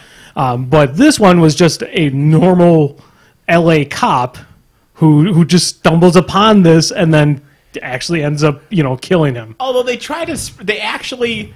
It doesn't work, so you kind of forget it's there, but they try to spin Danny Glover as being Arnold Schwarzenegger-esque. Because they show him without his shirt, and you can tell he's been working out because he's got some muscles. And then there's a line early on where somebody's like, yeah, this guy did this and that and everything. Even you aren't that strong. Implying that Danny Glover's like an Olympic strongman. It's like, it's Danny Glover. It might have been some leftover dialogue in the script that was meant for, like, maybe it was Dolph Lundgren was going to be in yeah, Predator exactly. 2. Because they talk about, like, the Predator hoisted, like, some, 400 pounds worth of dead skin person up to the ceiling. And they're like, even you aren't that strong, Danny Glover. When in reality, it's like this guy lifted a gallon of milk. Even you aren't that strong, Danny Glover. And this was why Concrete Jungle is better than Predator 2. Because the characters make sense in the comic book. I never saw it. I never read it. It's Predator 2 is basically Predator Concrete Jungle in a movie form. Yeah. Okay. Yeah. Interesting. I did not know that. But Long story short, I like the disc. the disc. So you're going for the actual death in Predator 2 then? We're talking about how you're going to get killed by a predator, but that's how Gary Busey dies in 2. Yeah, but I'd want to get disked, but I want it to like go through my head like the shovel in My Bloody Valentine. 3D. Yeah. I want to have the disc go 3D, just bifurcate my head right along the jawline. Sure. So that my body falls down, but the top of my head is still on top of the disc, and I look surprised. Okay. That's what I'm going for. Okay. If there's any predators listening, please kill me that way. I'd like to go down maybe fighting like Billy did. Or Dutch. I mean, Dutch gets one arm shot off, picks up his gun with the other arm, and I mean, he goes down fighting. His other arm is still shooting as well. Yeah, Dutch or Billy. I definitely would not like to go like what was it? Blaine? Blaine was his name. That's Jesse Ventura. Yeah, it's Ventura's character. He just gets shot in the neck. There's and the other he's two done. white guys who probably have names. Yeah. Man, I can't remember him right now. Yeah, no, you can't. But I really can't. I like. I'm sure that Billy did not last very long against the Predator, but yeah, I like that kind of stand your ground type thing. Sure. Well, you and I it's- both have a martyr syndrome. Yeah, Where we pretty want to much. die that way. Yeah. Well, yours isn't really modern. Nobody's gonna remember disembodied head. No, in the real world, I would have a martyr thing. I Okay. just want to die a cool way in the Predator thing because Okay. I know I'm no Billy. Let's Oh, get it yeah, here. no, yeah. I'm no Billy, No. so I know I'm dying like a bitch. I just want it to at least be a visually cool bitch death. To me, I would have like jumped off the helicopter with all my equipment on, tripped over a rock, and then landed head first into another rock, and I'd just be dead. Oh, so Black Hawk Down it. Yeah, that's how I do it. Because I know in any actual like if there's a character that I would actually model my behavior in real world off of this fictional character, the one that is most accurate is Dr. Smith from the original Lost in Space television series. That's where I am in any situation. Like In the back with a teenager? first of all, the kid wasn't even a teacher, but second of all, there was Teacher? teacher. Like, no, it's Dr. Smith, or you know what, Burke in Aliens. Like, that's who Sure, I am. sure. You're the company I'm guy. fucking Burke. Not even company You're guy. out of there. I'm the, like, okay, guys, I'm going to go and lock this door behind me because you're all going to die. Like, fuck you, that's what. All right, Ben. I'll be the about halfway turned around, zapped in the back, dead. That's it. I'm the filler death. Okay. Just to get you to when you get to the You're more the, heroic you deaths die and like we all Nathan go, here. what was that? You're there to you basically died like Ventura did. Your Yeah, pretty much. exposition. Yeah, Shot- exactly. shot in I'm the setting neck. you guys up. So what does happen to Ventura? Does he get shot in the neck first and then blow splash through here? Yeah. It seems weird in the timing in the film for that. I was Yeah. always confused by that. Yeah, no, he just gets... It's like he gets splattered with blood there. He gets shot in the neck, and then he turns around, and then he gets Yeah. finished off with the chest shot. And then Yeah. Mac comes out and is awesome, because Mac's fucking awesome. Yes. Mac's my favorite of all the Predator characters in all the films. I love Mac. wish 2 would have had Mac in it. Just, yeah. If Mac would have survived that would have been amazing. I wish Mac had survived. I wish Mac had survived and Schwarzenegger hadn't. Like, pull that bait and switch. You go into the movie, and then Schwarzenegger dies halfway through, and Mac wins the thing. Oh, like Steven Seagal in Executive yeah, Decision. like Steven Seagal did Decision. That was so good. Yeah, That- pull that action. That I thought was so good on Steven Seagal for taking that role that he's going to die halfway through or a quarter of the film through. You're ghosting us. You give away our position again, I'll bleed you real quiet like. Leave you here to die. Way to go, Mac. Anytime. Turn around. Shaving his face, going crazy, talking about biscuits and gravy. It's great. Mac's the best. Dan, Well, I'd love to say Arm Bomb. It's probably going to be the Razor Net. the razor. Oh, from that's from from Predators, right? It was on No, AVP. They used the razor net in AVP, the constricting one, because it like cuts into the alien and it scars him because of where the acid. That was also in Alien in Re- Predator Requiem 2. too, I think. In Was it Predator 2, because that was he got shot with that into the thing and he cut it up. Yeah, I'm telling you, everything Predator 2. The best. It's okay, lady, I'm a cop. I don't think he cares. Also, I was watching Predator 2. Busting into that old man's womb. Raylene and I marathoned all the Alien and all the Predator movies except Prometheus because fuck you, that's why. Yeah. And we're watching Predator 2, and I mentioned to her that I think the Predators are all whiny little bitches. Because in both Predator 1 and Predator 2, there's a scene where the Predator's doing first aid, and they just roar and roar and roar, and it's like, shut up.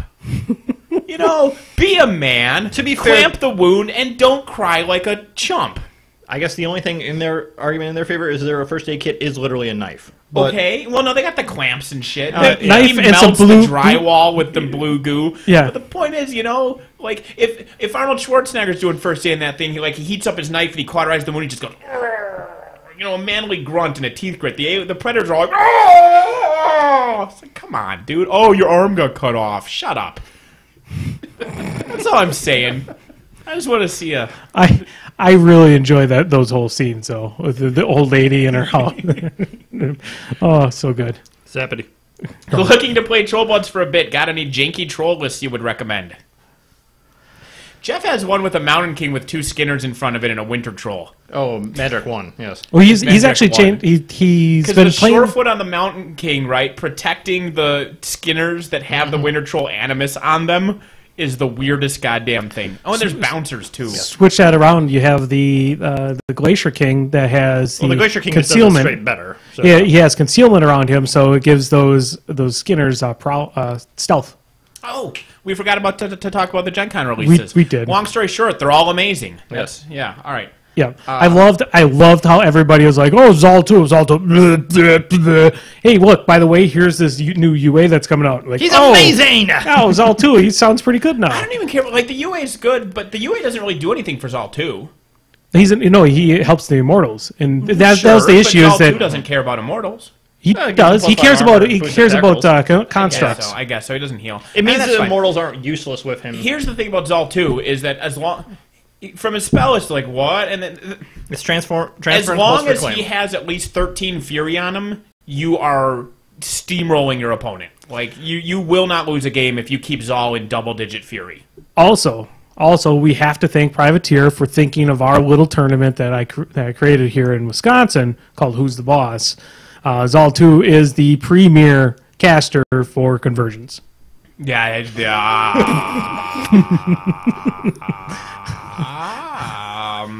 Not so obvious good mangled metal casters and locks. This is the last one. Not so obvious mangled metal caster / locks. Are you talking for Troll Bloods? No, this is a different question. Oh. We're done with Troll Bloods. We gave him no use. Not so obvious ones. My favorite mangled metal game I observed, and if I recall correctly, this was a Duro. Because I told this anecdote before, and he was like, that was me. So he was either lying or it was him.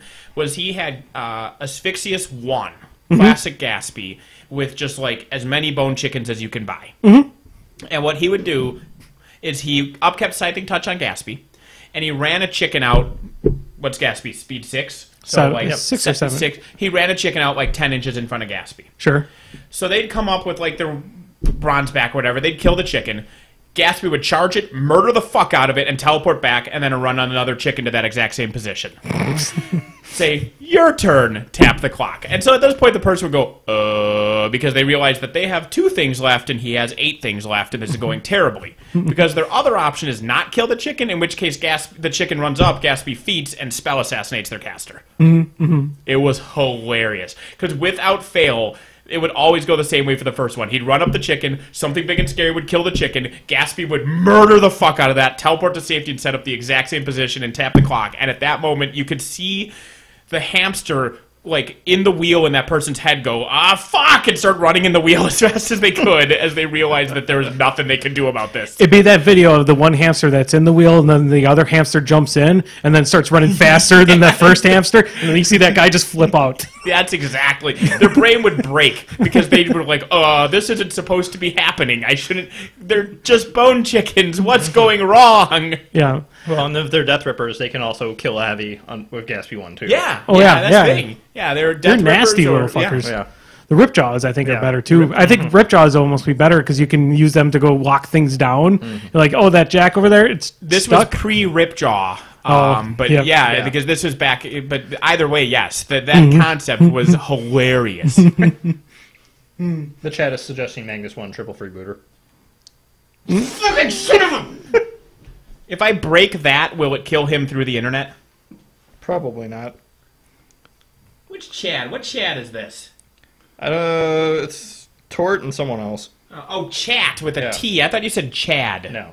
Chad. Whoever that Joseph son of a bitch is. I'm on to you, buddy. Fucking freebooters. Good news, you get two freebooters in the new. Freebooters was Tort. Fuck you, Tort. Good news, you get two freebooters in the new Undercity game. Oh, boy. They're a Rampage and Warjack. Hey, Jim says a freebooter is a great fifth heavy, because if you run a big list and literally run out of models and you need to run a freebooter, it isn't bad.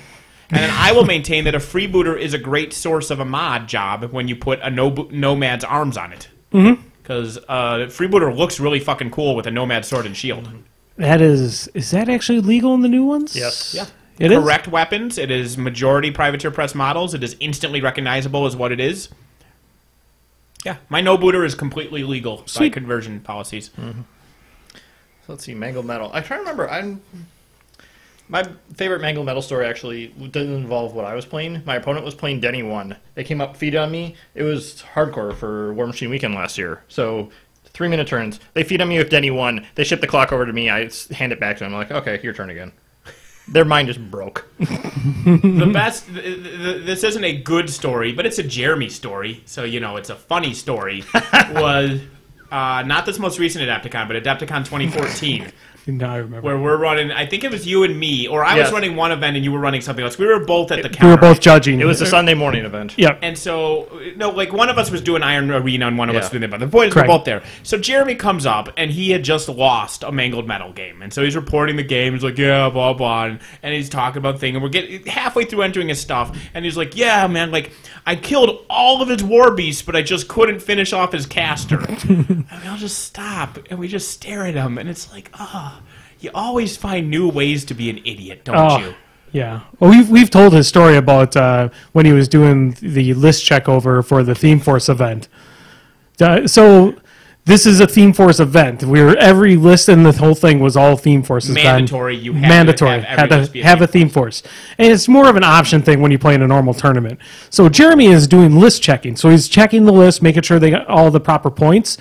Except for he goes to Brian and I are No, looking we were at all him there with him. standing Yeah. around checking stuff. I think Yeah. you were even up there. I was No. Okay. And Jeremy goes, man, there is a lot of Theme Forces in Is this this the event. state of the game now? Yeah, I haven't Like, played for a while, but man. Yeah, I haven't played this game in a long time. Is this the state of the game? And this is what it come to? Where everyone's playing Theme Forces? And we just didn't know how to tell him he was an idiot. So we just let him run for a while. Jeremy just kept on blathering away. Brian and I and Dan would just stare at him until he finally goes, oh, God damn it. When he finally realized that it's a Theme Force event. Or, I'm sorry, a tiered force. Tiered list. Yep. Tiered list would actually be an accurate descriptor of a theme force. But anyway, It's a tiered force. did you have a Mangled Metal caster? I mean, not obvious, otherwise, like Gorshade. No, and- non-obvious. We Non-obvious. non-obvious. I honestly would like Bart in sure. Mangled Metal. I mean, that's for about it. I mean, there really isn't that many that I can think of right now. We're asking Ben to talk about a game that he doesn't play that much. You used to play it. I What played. circle caster would you be surprised to be decently okay with nothing but beasts? I can't. Maybe a Balder, or I'd go back to. Yeah, it's going back. That's dating me. I'm like, those are the casters I remember, like Balder first. There wasn't even an Kruger, epic Kaya. Balder back then, or Pikaya. But Pikaya would be expected. Yeah. Balder actually Balder. is not a bad one. Balder 2 with all the lights. Well, and either the thing. Balder. Yeah, right? the Balder 1's still fine because you armor and strength on him. Yeah. I almost said Bradigus, but the whole point was to be surprising. So, yeah, I got nothing. Zappity. Blah, blah. That's it. That's all the Facebook ones. That's it. There was no Twitter ones. I have one chat one. Is it Tort? Fuck you, Tort. It is not Tort. Okay. Have you guys played Cthulhu Wars? And if so, what did you think? Yes. Yes. Yes. Yes, it's I mean it's I think it's a little more expensive for what it is. because you could play this on a very small board with very small chits. You are definitely paying for production value. Correct. It's a fun game. It's like just about any other kind of world conquering game. This one just has special abilities for all of your big beasts. I think it's a better Chaos in the Old World. I like it. I love Chaos in the Old World, but I know it's part of the way the game's designed. It's a built-in clock where it is Khorne will win Chaos in the Old World. Like, it is a guaranteed thing that Khorne is going to win by default on, like, turn 6 or whatever. So everyone else is racing to get victory points before that happens, and I know that that's the way it is, but to me it's just, I don't like that function of it, and so I don't know. That's always bugged me as a mechanic in Chaos in the Old World, even if it's perfectly balanced so that it's actually, every faction has 25% chance of winning, which may or may not be the case. For some reason, I just don't like one of the victory conditions is always going to be how Khorne wins. Like, they will only win by dial. They won't win by victory points. And, like, Nurgle will only win by victory points. They won't win by dial. And that just kind of bugs me for some reason. And so I just like Cthulhu Wars better. I don't know. That might not be fair, but that's just how it came across to me. No, I think that's right. So I've only played with the 4 factions that come in this box. Yeah, I would definitely say Cthulhu Wars, it's definitely better than Chaos, particularly because it's easier to get to the table. Because Chaos in the Old World, it's too Warhammer themed. You get non-Warhammer players playing it. They don't know. They don't get into the theme. They don't get into. They have a hard time getting into the game as much. Anybody that's a gamer knows Cthulhu. They know the mythos. So They get the concept. It's easier to get to the table. It's easier to get played. The gameplay is better. You're almost always. Other than Crawling Chaos, I can't figure out how to win with those, with that faction. But you're almost always right at the cusp at the end of the game with popping your big bad great old ones and being able to just be like half a second it's there. It's the sign of a good game when it ends, everyone who didn't win goes, man, next turn I fucking had this. Next turn I had this. Except for Crawling Chaos, but... Are they the red ones? They're the red ones. Yeah, we looked at them a lot after the last game, and I think that I would want to play as them next time, because I think I have some ideas that either are delusional or I've figured them out, and I need to give them a shot to see which of those two things my ideas are. I love the Yellow King. Yellow King, like the fun. other 3 are pretty straightforward. I think Crawling Chaos is the one that you most have to play different, like in your brain, and I think I see how you have to play them, which is why the next time I play them, I'm gonna request them, because I want to see if I'm delusional or if I've solved them. The other thing is, I'm really interested to see what the other factions that obviously Kickstarter backers got and nobody else pretty much has. Yeah. So I want to see those, and I want to see how the other expansion that starts letting you take other Elder Gods and stuff in with like your Cthulhu so you have multiple stuff. Elder Gods in your faction, yeah. So you have more stuff to work with and see how that balances. I think there's a lot of stuff coming to that game that'll make it better. Well, awesome. Chaos is blue. Is it? Oh no, not the blue guys. The blue guys are easy. I'm sorry, Yeah, the red whoever guys. the red I meant the guys red. are. I meant the red faction. Yeah. The goat faction? Yeah, the goats. The goats, The yeah. black goats. Sorry for that confusion. I knew you meant the red faction. I did that. Yeah. Yeah. They're the goats. But yeah, I want to play as them next time. All right. Recommendations, and then we're out of here. Make them quick. Make them very quick. All right, because I'm going to have a repeat. And I think I've already repeated one of these, so I can't remember which one I repeated, so I'm going to repeat them both, which is that Season 2 of Rick and Morty is on. Pete and Repeat are in a boat. Pete falls overboard. Who's left? Hey, what does a yellow light mean? Go faster. What does a yellow light mean? Go faster. What does a yellow light mean? Just go faster. What does a yellow light mean? You're not fast enough yet. I can't go any faster. Where was I? Oh, I don't remember if I recommended. I know I recommended back in the day, but the point is, the other day when I broke my microphone, instead of playing Heroes of the Storm, I just ate a shitload of cheesecake, drank a shitload of pre-mixed Long Island iced tea, and watched like 4 or 5 episodes of Season 2 of BoJack Horseman. Watch BoJack Horseman. It's fucking amazing. I know, Andy, you tried watching. You probably watched like maybe 2 episodes, maybe. About that. I'll watch it again. I've got time. Watch at least 3 episodes. The show, it's the first couple episodes are preparing you for the show, and then it's all amazing. And the first couple are retroactively amazing. It's kind of like Archer, where once you rewatch Archer, it's like, oh, the first season wasn't bad. Or the first episode wasn't bad. I just didn't realize what it was. You need to get a feel for it. BoJack Horseman's fucking amazing. It's one of the smartest shows. It's emotional. It's deep. It's surprisingly good. It's not just wacky fun. But it's also wacky fun and hilarious. What? Fuck Archer. What? Fuck it. Okay. They moved to FXX. Oh, yeah. Well, FXS is dead to you. Yep, pretty much. Fucking A. All my good shows moved to FXX.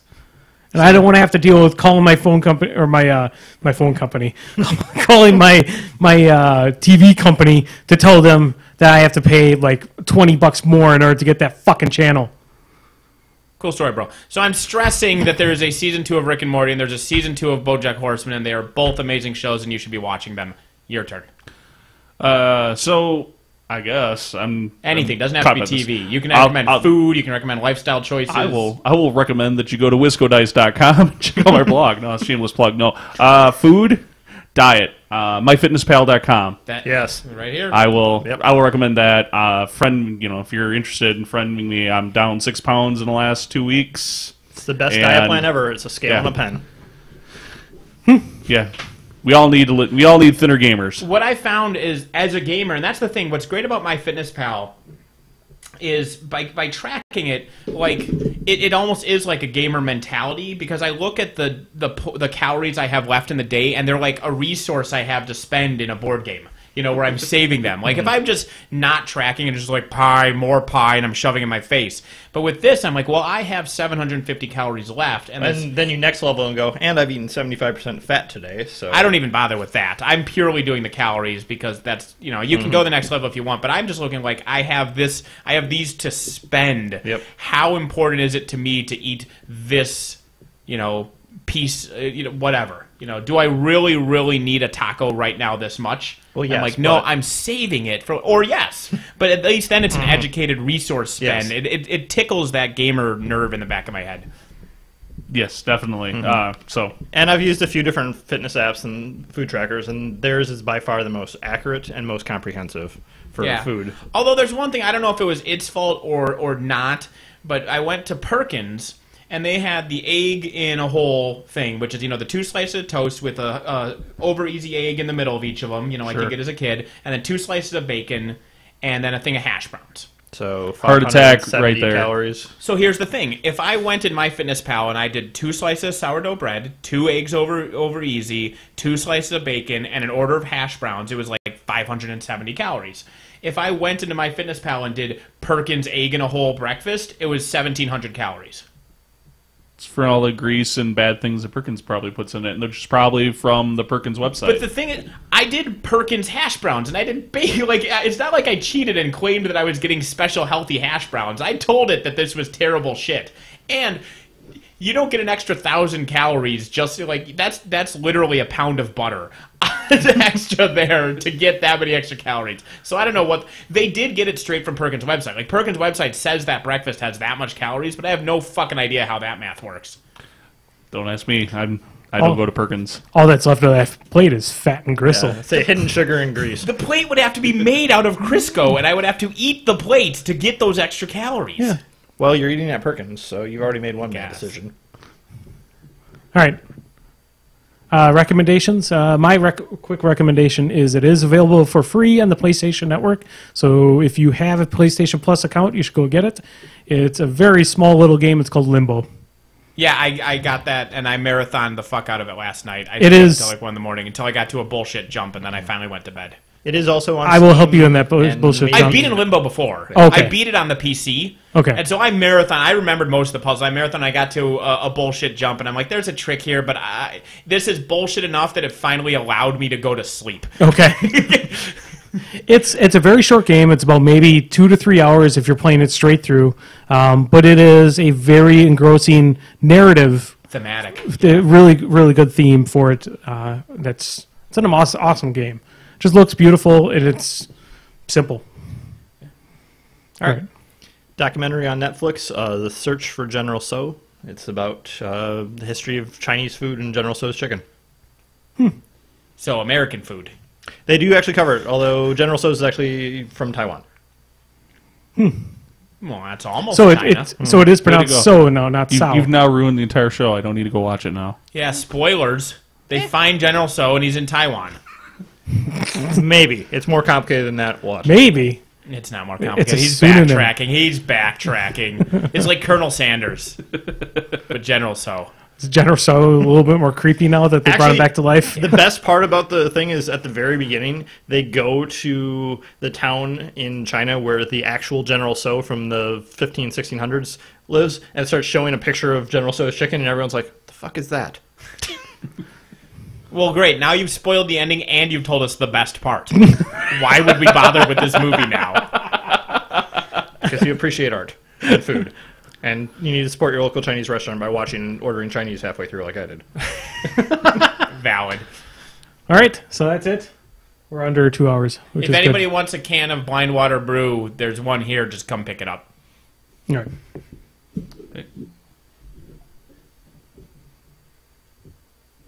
Yeah.